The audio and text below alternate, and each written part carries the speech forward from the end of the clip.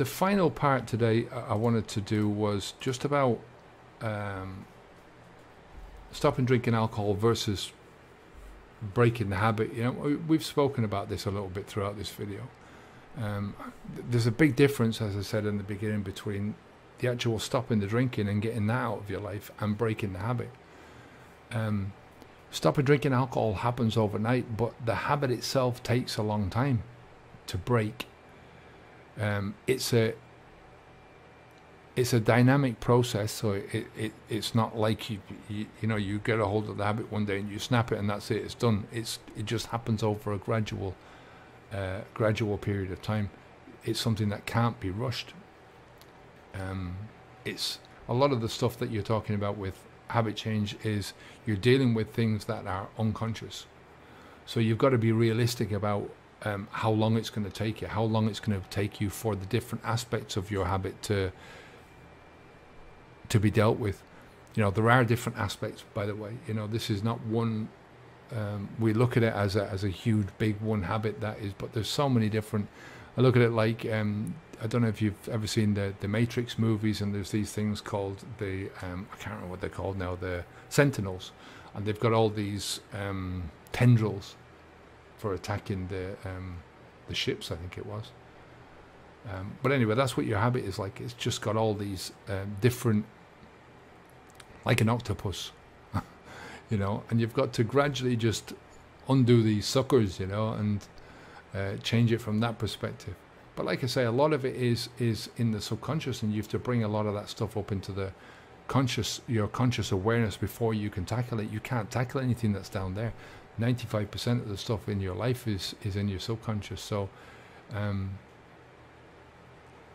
it's a process that is going to take a long time. You know, like I said, stopping drinking alcohol is very simple. You know what to do. There's one simple choice that you make. To stop drinking alcohol, you don't put it into your mouth, and that's it, period. There is nothing more complicated than that.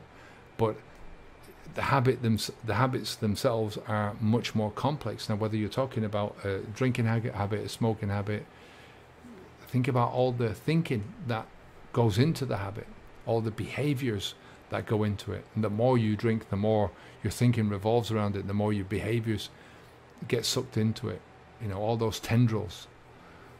So knowledge is power. It's understanding yourself, having knowledge about your own self is the most powerful thing. Having knowledge about your own self, having knowledge about your own problem, because everybody's problem is different.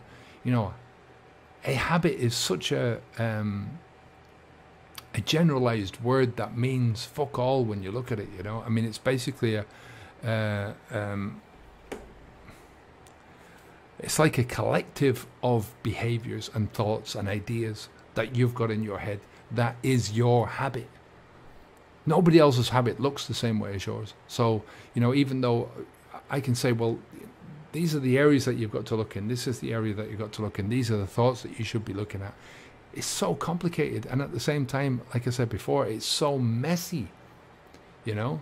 You know, the habit to be built up in a certain way is full of failures. Just as the way it's the same thing that you're going to have when you're breaking it down. So, you know, you've got to learn from all of that as well. It's all trial and error. You know, breaking the habit is trying to move forwards, trying this thing, experimenting. You know, there's taking on the failures in your life. Remember that when you take a habit out, when you get rid of a habit in your life, you can't live in a vacuum. You have to fill that gap with something. And what most people do is they try replace like with like. So they try and replace the drinking with something else, you know. And that's why you hear so many people going, oh, well, if I stop smoking, if I stop drinking, maybe I can start smoking marijuana, and that's the thing that I can do, you know. And it's disastrous thinking, because it's going to leave you down the same path. You're not changing the interior stuff. You're not changing the thing that got you into the problem in the first place. So remember, it's always going to take hard work. It's always going to be there with you, having to be aware of things and to go through your failures.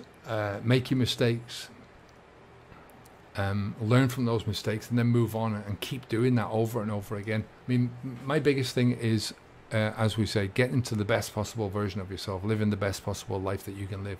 And that doesn't happen by chance. It doesn't happen just because you stop doing one thing.